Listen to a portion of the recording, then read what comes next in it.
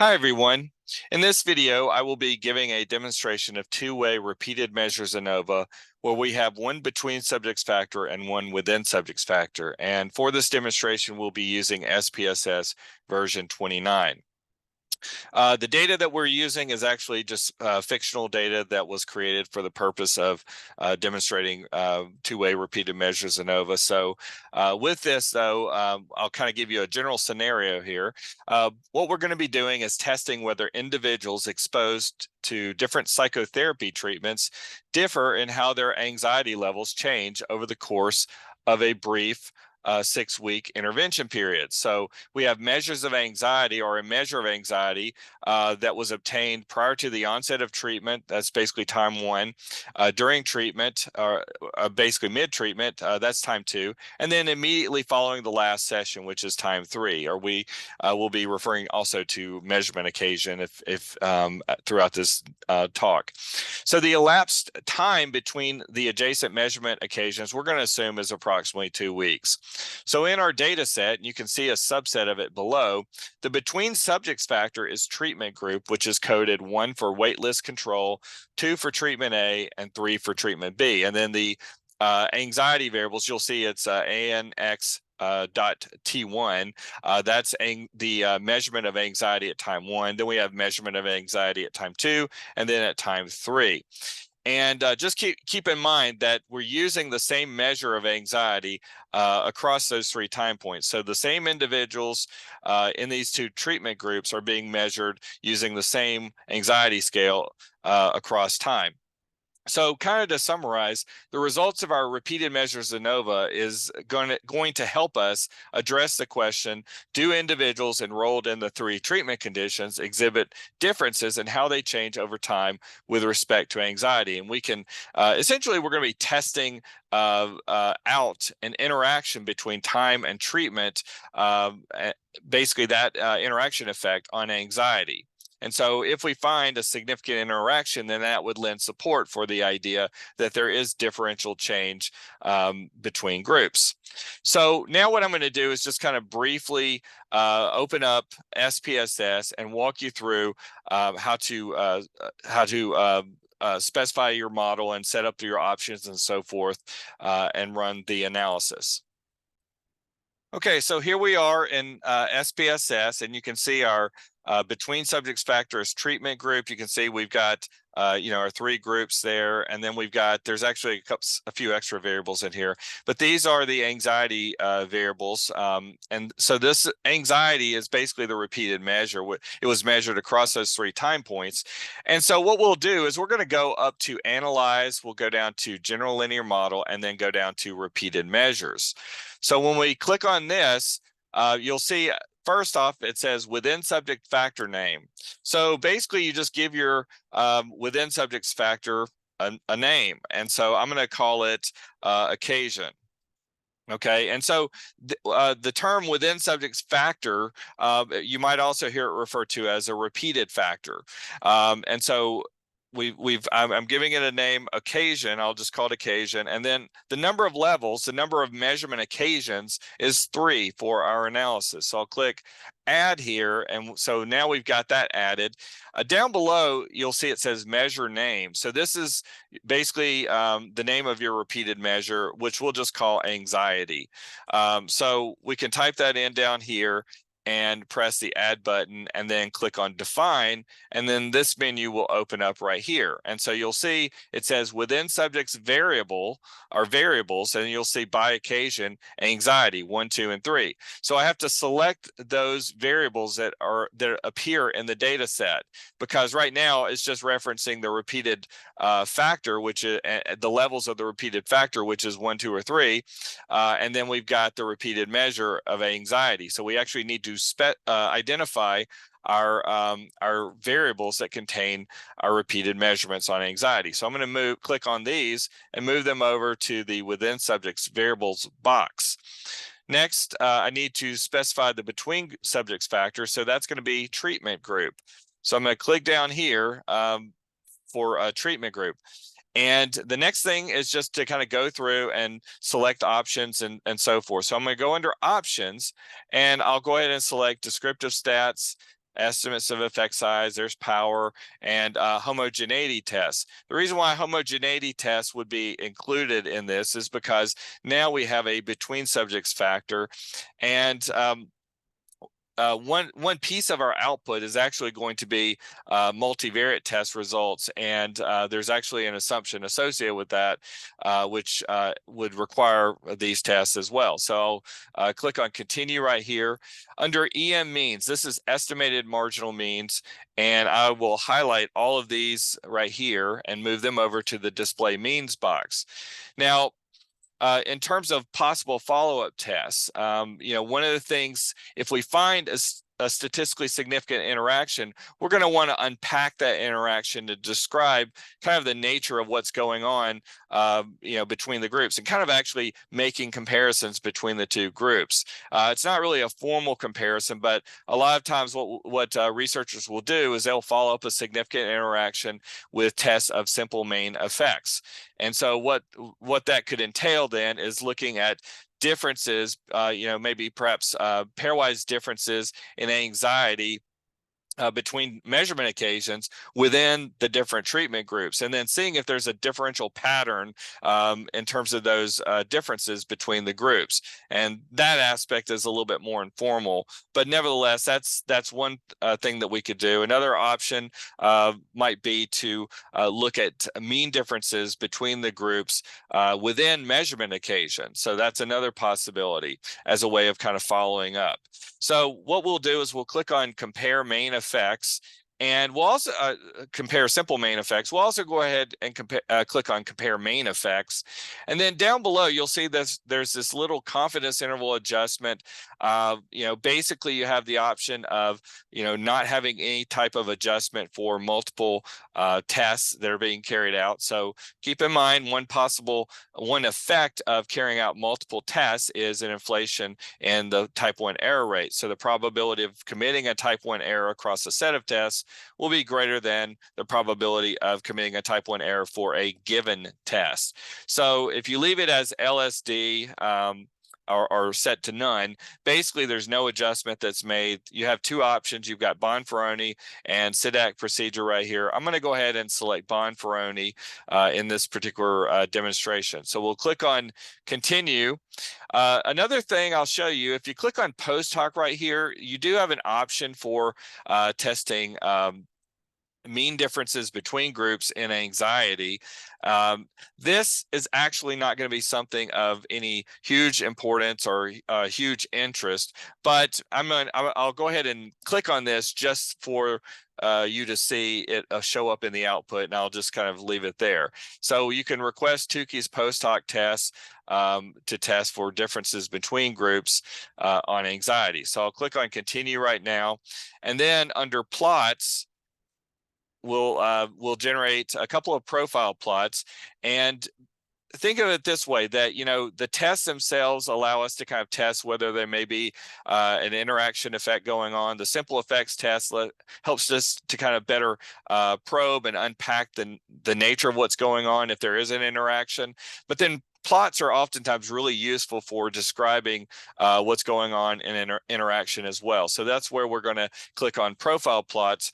I'm going to actually generate two. The first one, I'm going to click on occasion, and I'm going to move it to the horizontal axis and click on add right here. And then the second one, I'm going to again move occasion to the horizontal axis, and I'm going to click on treatment group and put it on separate lines right there. And we'll click on add. So basically the first plot involving the occasion repeated factor is just simply going to give us marginal means that allow us to look at change over time, irrespective of group membership. So kind of looking at it in its aggregate, so to speak. And then the occasion by treatment group plot is going to be a plot of marginal means looking at that will allow us to look to see if there are differences visually between groups in terms of change. So next we'll click on continue, and then we will click on OK, and we'll look at our output.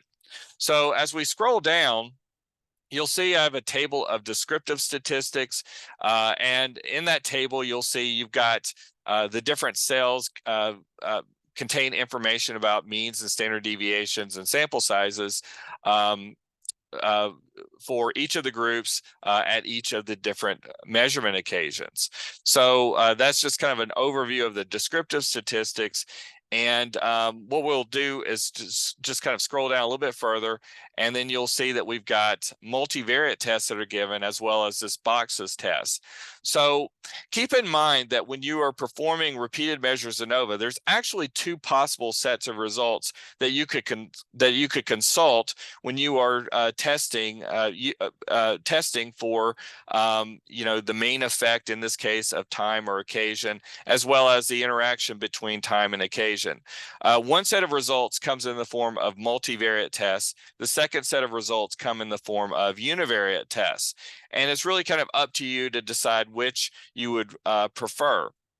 So the multivariate tests also have an assumption of equality of variance covariance matrices, where in this particular case, because we have a between subjects factor, that test result is given. And so if that's significant, then that would be an indication that perhaps that assumption might be violated, which might create some maybe an inflation in type 1 or type 2 error when you're interpreting the multivariate test results. So that's kind of the assumption associated with the multivariate test.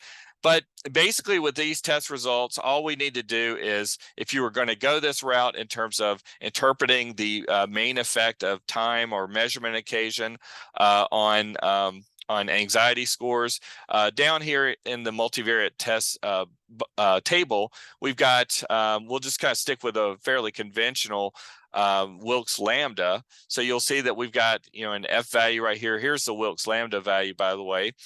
You've got your degrees of freedom associated with the test, and then you can see that you have the P value that's given. And so looking at just the effect of measurement occasion without considering any type of interaction, basically the main effect of measurement occasion is statistically significant. So just kind of looking at that effect alone, there's evidence that there would be significant change over time with respect to anxiety.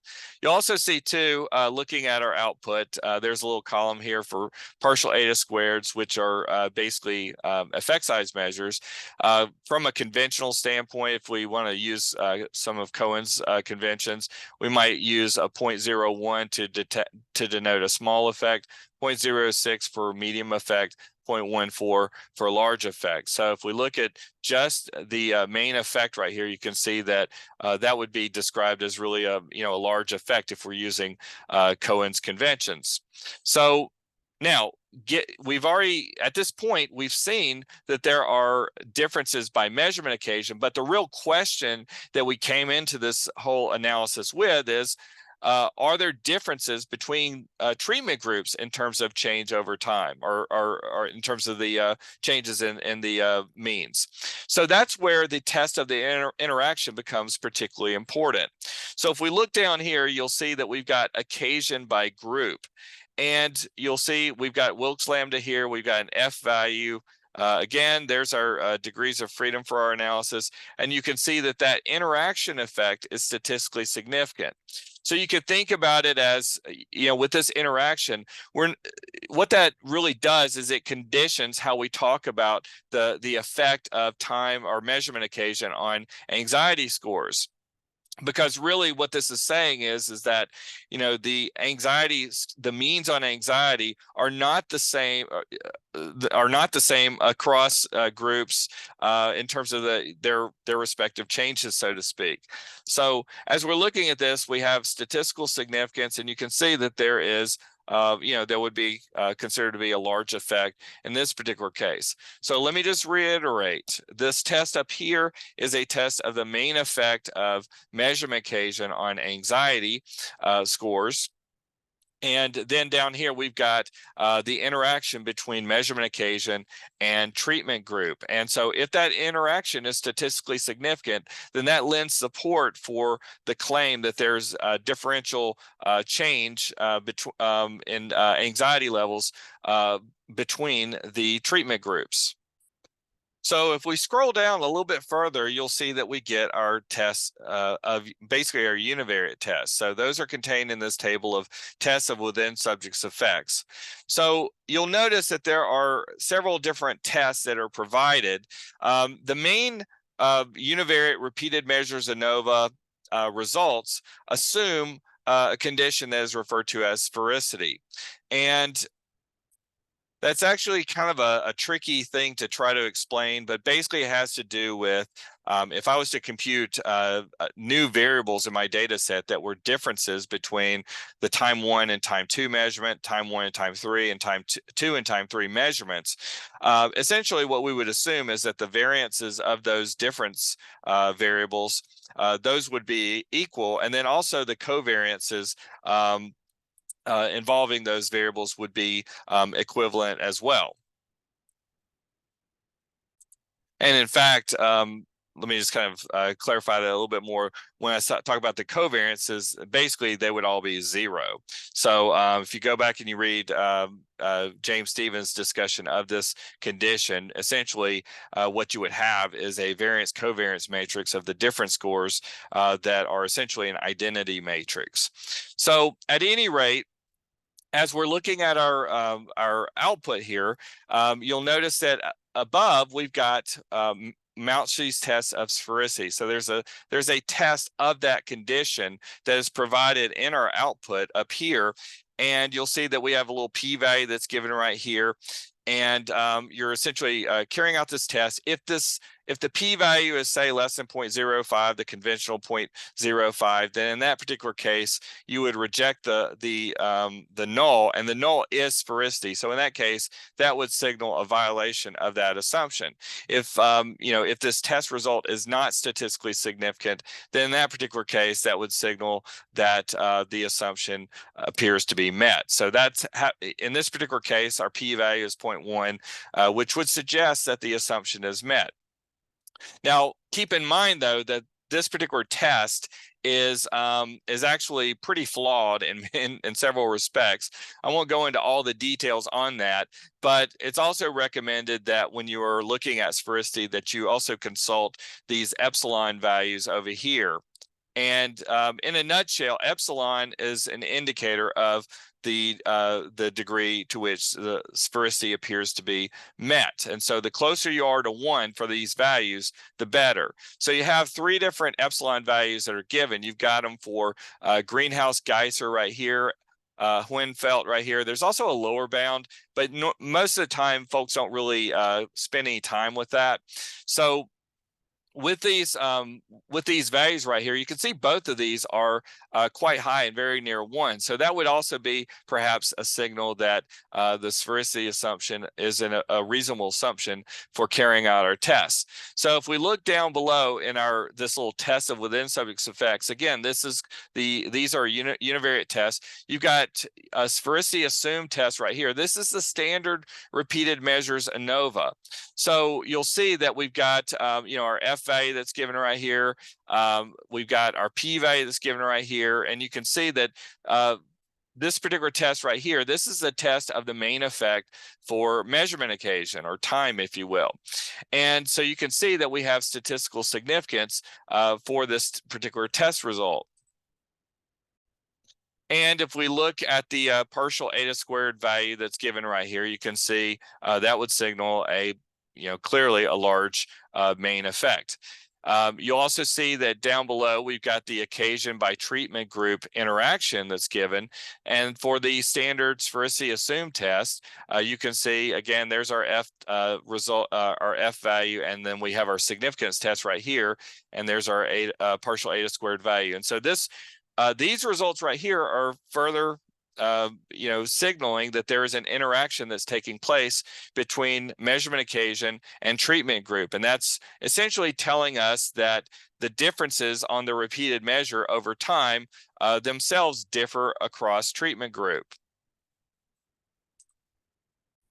Now, in case you're curious, you might be wondering about the Greenhouse-Geiser, Huenfeld, and lower bound tests. Well, just briefly, what what those tests are essentially they're kind of a modification of the sphericity assumed test, with the idea that we're trying to correct for any kind of deviation or departure from sphericity. So if you go up here and you look back in the epsilon table right here, you can see there's a greenhouse Geyser estimate, and then also Huynh-Felt estimate right there. So these values are utilized to alter the degrees of freedom associated with these tests right here, and essentially designed to make them more conservative than the standard sphericity assumed test. Because if we assume sphericity and we carry out a test and that assumption is not a reasonable assumption, we end up with an increased probability of committing a type 1 error. So these epsilon values there are utilized in reworking or recomputing the degrees of freedom in order to make our tests more conservative, so we are at less risk of committing a type 1 error.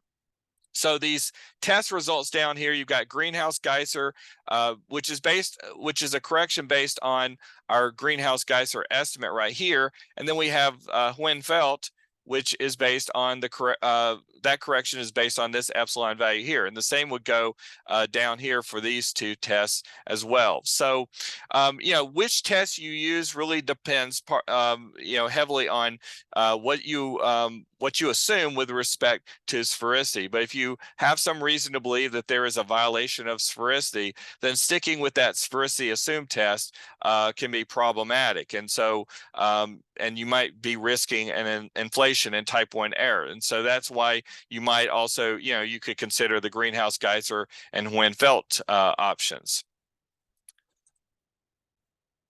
Now, the results in the next part of our output, you'll see it says tests of within subjects contrast. So basically, we've already kind of tested whether there are differences in means across measurement occasions that themselves differ between our treatment groups. So we found that there are differences in treatment groups in terms of the changes that we observe.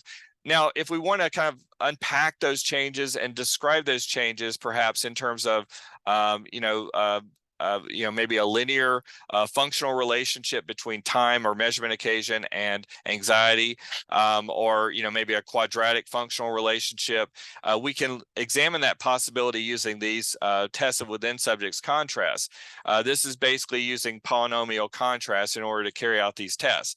Now, you'll notice that we have in this table right here, we've got sections for occasion, and then also we have the interaction. Okay, so in the occasion section of the table, this is akin to those main effects, kind of looking at whether we have perhaps linear or quadratic change over time in terms of the changes in the means.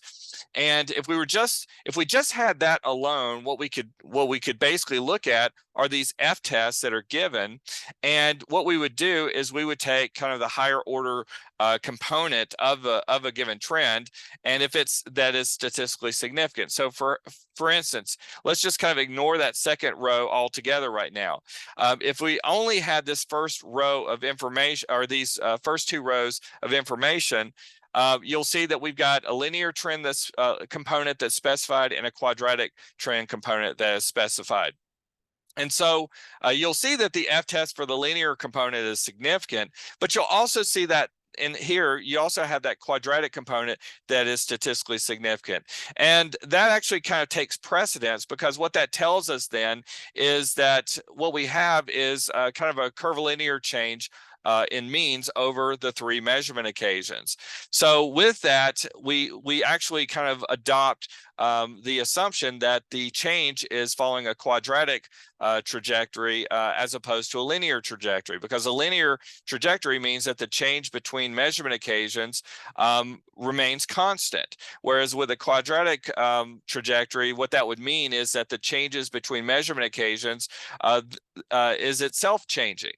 So because of that, if we were just looking at that quadratic trend by itself, you can see, that higher order component is statistically significant, and that would kind of take precedence over and above, whatever linear component might be there. And by the way, there are times where you could have a significant quadratic component, but not a significant linear component.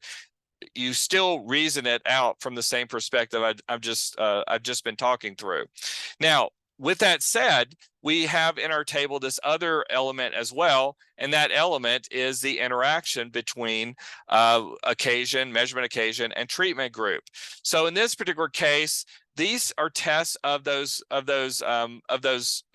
change components, if you will, or polynomial components, if you will, and we can use these to ascertain whether there are significant differences in the kind of in the functional form, if you will, between the two groups. Are there differences in the not just overall change, but also in the shape, I should say, the shape of change kind of between the two groups. And so in this particular case right here, you'll see that for that quadratic component right there, you can see that we have statistical significance. And that's suggesting then that that there is differential change between the two groups with respect to that kind of quadratic component. So just to kind of visualize what I'm talking about, because it's kind of hard to explain just simply looking at the output, but I'll scroll down and we'll look at those profile plots. And you'll see down here, first off, this profile plot right here, this is a plot of the marginal means for anxiety for the different measurement occasions. And so the lines are connecting those measurement occasions. And so, or the adjacent measurement occasions. And so remember that when we carried out that first test, or when we were looking at that first test, and we decided that the change appeared to follow more of a quadratic trajectory. Well, you can see right here, we have this bend in a line. The line is not straight. We see some curvature right there. And, when you're talking about a quadratic functional relationship between, say, X and Y, what you're going to be noticing is that there's a curvature. Oftentimes you could kind of think about it as kind of a bowl shape almost. So you can kind of see it kind of taking place in this case right here. We have a single bend in this line right here, and that's signaling that quadratic functional relationship. Now, when we think about the interaction between treatment group and change over time, now in this particular case, you can see in this second profile plot, you'll notice that we have our treatment groups showing up in these different colors right here, and these are reflecting the differential changes that we see in those groups. So you'll notice that, for the treatment B group, you'll see that there's a marginal mean there for anxiety at time 1. Then at time 2, you see actually an increase in anxiety from time 1 to time 2. We're actually going to find that that's not a significant increase, but there's a bit of an increase there. And then you'll see a substantial drop between time 2 and time 3. So in this particular case, you can see that bend occur where the bend is actually kind of at the highest point within our with respect to the treatment B group at basically time 2. Then you can see that the other two groups, that those rates of change are really a lot more similar to each other. There's a little bit of difference, but they're not as different from each other as what you see in terms of their comparing those groups against the treatment B group. So in this particular case right here, if we look at the control group, which is in blue, you'll see that we start off here in terms of anxiety. We see a decrease in anxiety, and then kind of a slowing of the rate of decrease between times 2 and 3. In terms of the treatment A group, you can see that they actually started out with the highest level of anxiety right there. You'll see a decrease from time 1 to time 2, and then maybe a slight increase in the rate of decrease between times 2 and 3. But those are not very pronounced changes in those rates, so to speak.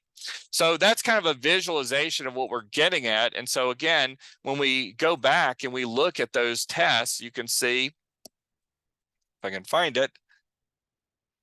Yeah, there we are. With our tests of within subjects contrast, again, we see that interaction effect with respect to the quadratic component of change, we see that is statistically significant, which would suggest differences in the quadratic change trajectory between the groups. So then from there, we'll scroll down a little bit further and you'll see that we've got these Levines tests for equality of error variances, and then there's an ANOVA that's given. And quite frankly, in the context of our study, these results are pretty much meaningless.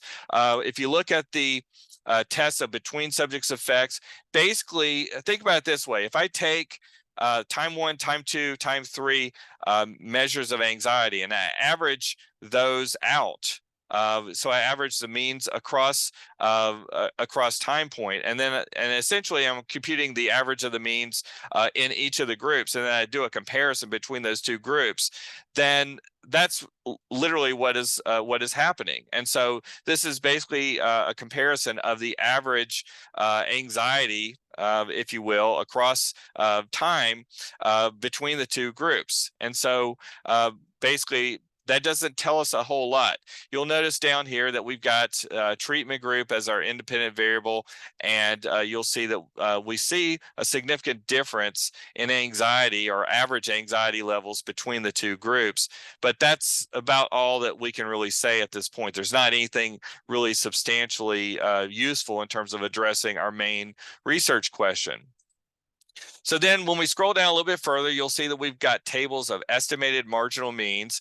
And just keep in mind that when you're reporting on the bulk of your results, you're going to want to be consulting these marginal means that are really presented in the tables that follow the repeated measures ANOVA and the MANOVA. So as you're looking at this, one of the things that we had requested were the pairwise comparisons, just looking at differences between, the control group and treatment A, control group versus treatment B, and essentially ignoring differences over time, so to speak.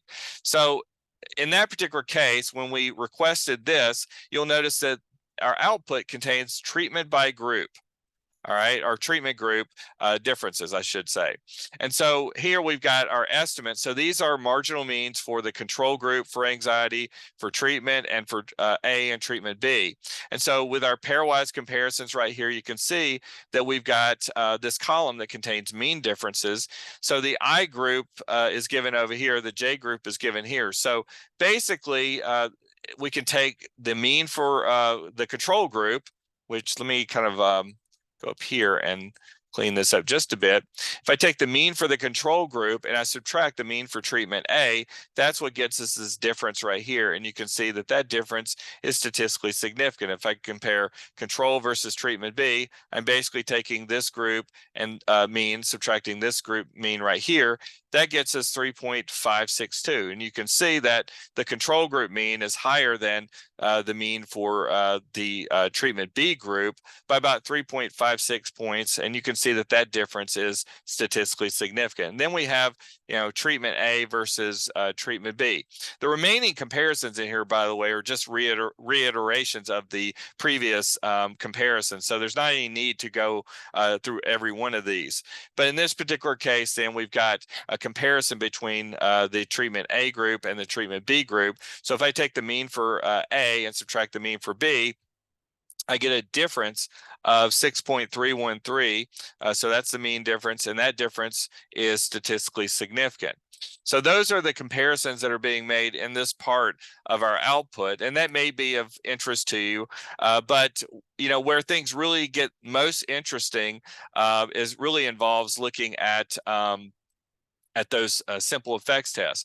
But I'll scroll down a little bit further. There's some more output right here, basically looking at differences by occasion. So essentially ignoring the treatment condition. So just looking at overall differences, I guess you could say, in terms of anxiety between the measurement occasions. So you can see right here, we've got the mean for occasion 1 minus the mean for occasion 2 would be given in this comparison right here. So we got 1 minus 2 right there, and you can see that that difference is significant.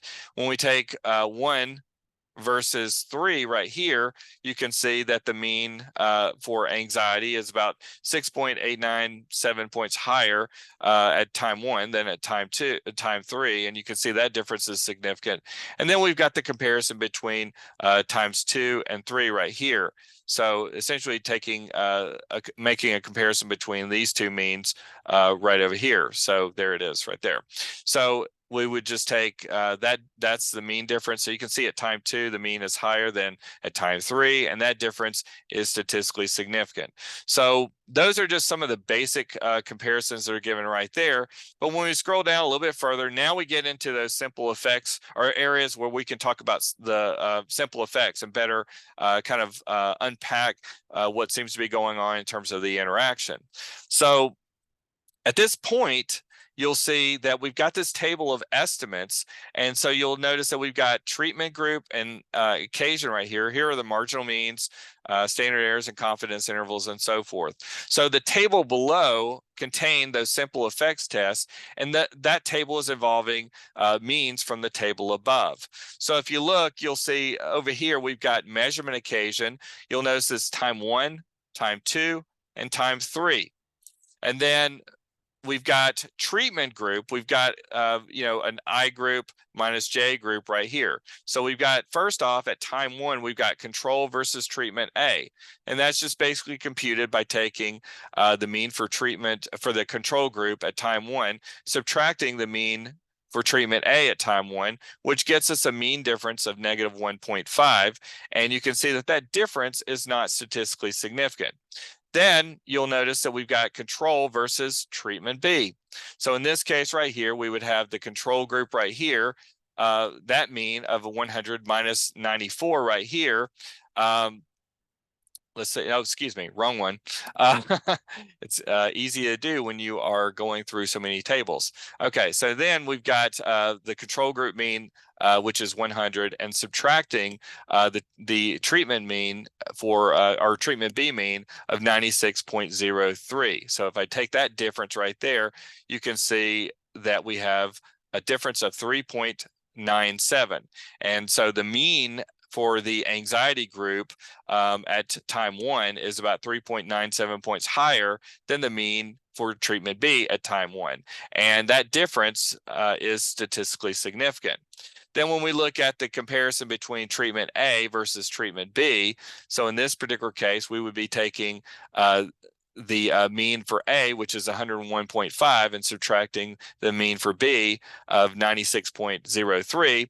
Well, that difference is going to be 5.469. So the mean on anxiety for treatment A is about roughly 5.5 points higher than treatment B at time 1, and that difference is statistically significant.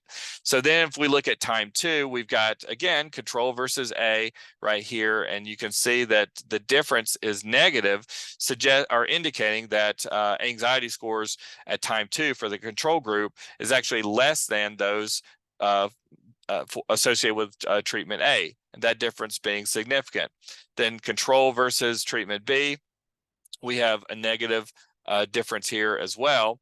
So basically indicating that individuals in the control group scored lower on anxiety at measurement occasion 2 than those in treatment B, but that difference is not statistically significant.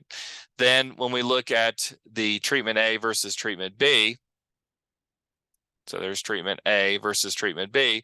Here we have the difference of 2.789 with the mean. Basically, the mean for A is treatment A is greater than the mean for treatment B at measurement occasion 2, but that difference also would not be considered statistically significant.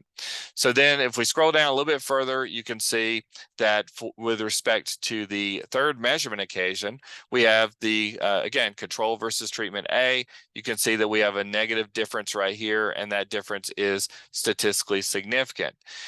Then for control versus treatment B, we have a positive difference right here, and that difference is significant. And then for treatment A versus treatment B, we have a positive difference here, and you can see that that difference is statistically significant. Now, as you're looking at the results overall, though, keep in mind, kind of the differences in the differences between treatment groups across those different measurement occasions. When you look at, for instance, let me see if I can kind of clear this off just a bit. If you look at the just in terms of the comparison between control versus treatment A. So we have our mean difference here at time 1, and there's no significant difference. When we look at time 2, control versus treatment A, we have a larger difference in means, same direction by the way, and we see that there is statistical significance. When we look at control versus treatment A, right here, we also see that there is a significant difference. But keep in mind, we have all three of those differences are reflecting the idea that anxiety levels in the control group are essentially lower than those in treatment A across treatments A, B, and C, or across times 1, 2, and 3. Excuse me. But at the same time, those differences, 2 of them are significant, one's not. So there might be some difference there. Then if we look at our control versus treatment B, in this particular case right here, we've got time 1, control versus treatment B. That difference is positive, and we have statistical significance. When we look at time 2, control versus treatment here, now we have a negative difference. Okay, and you can see that that difference is not statistically significant. Then if we look at time 3 with control versus treatment B right here, we have again a positive difference right here, and we have statistical significance. So we're seeing some variation in the results across levels of the of measurement occasion. So then if we look again at the comparison involving treatment A versus B, so there's treatment A minus B right here. So you can see we have a significant positive difference there at time 1. Then if we look at time 2, A versus B right here, we still have a difference, but this is non-significant. And then in the comparison between at time 3 between A and B right here, we also have a significant difference. So in this particular case, we've got, all of the direction of differences are exactly the same, but we see that in 2 comparisons, we have significant differences. In 1 comparison, we have a non-significant difference. So that's kind of helping us to better understand some of the differences between the groups at the different measurement occasions. And if we look at these differences in this kind of way, I could kind of go down. We'll take another look at our profile plot.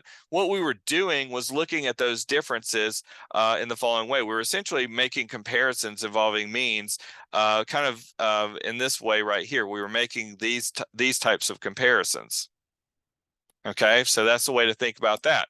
Now, we could also look at the simple effects and our comparisons in a slightly different way, where we could look at differences between our group, differences between measurement occasions within our respective treatment groups. So in the next part of our output, you'll see it says treatment group by occasion right there. And we have our table with our marginal means, of course, and we can use that.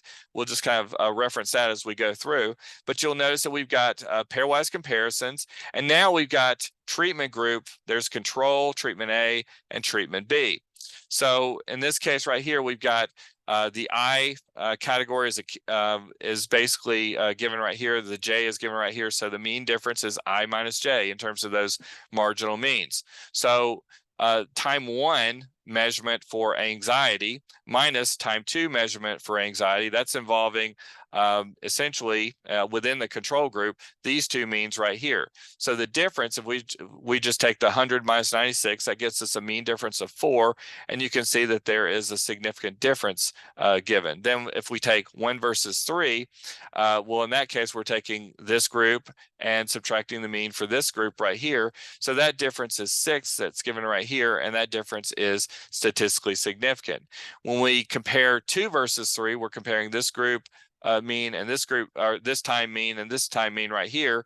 So that difference in this particular case, we'll just take 2 versus 3 right here. That difference is 2, meaning that basically anxiety was higher at time 2 than time 3 because that number is positive, and that difference is statistically significant.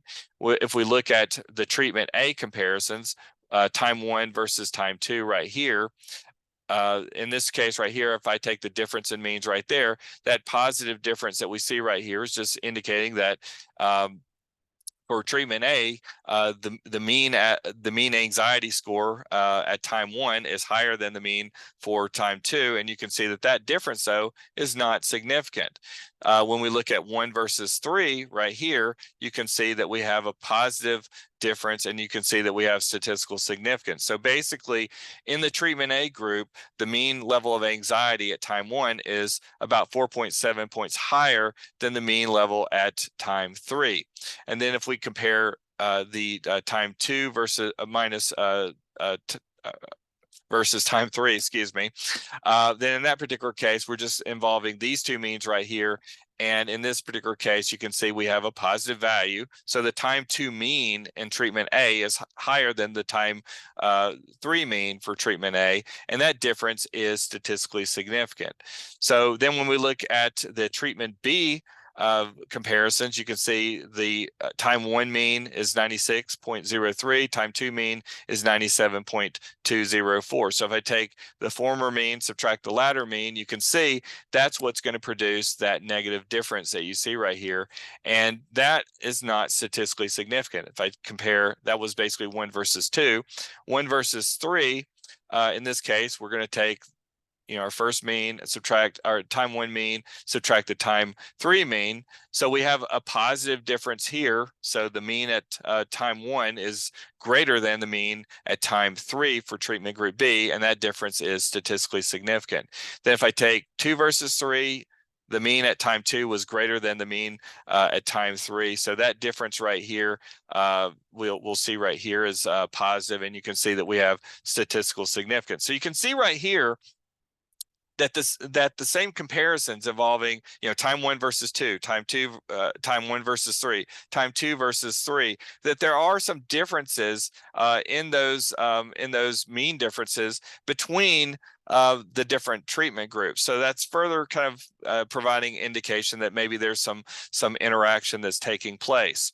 So that's just kind of, again, kind of unpacking some of the interaction that's going on between treatment group and our measurement occasion or time variable, if you will. So if I scroll back down, those particular comparisons essentially involved the comparisons within the groups. So we had if we start with the control group right here, we started out by making a comparison between this mean and this mean, and then we compared the first mean versus the time 3 or occasion 3 mean, and then we compared the second mean, time 2 mean, and time 3 mean. So that was what happened. We did the same thing for treatment A. We started with time 1 minus time 2 mean, time 1 minus time 3 mean, and then time 2 mean minus time 3 mean as well. And the same obviously is going to be the case for treatment B. So it's, again, 1 versus 2, 1 versus 3, and then we have 2 versus 3 that are shown right here. So that's basically a breakdown of these different of our repeated measures ANOVA findings. And as you can see, there's a lot to go through and discuss. And hopefully this makes sense to you. So at this point, I'll just kind of say that it's a good idea. Check underneath the video descriptions. You'll find a supplemental PowerPoint that I've kind of put together that will help to kind of further unpack things. There's also a data set that you can download as well. So I do really appreciate you watching, and I hope you have a great day.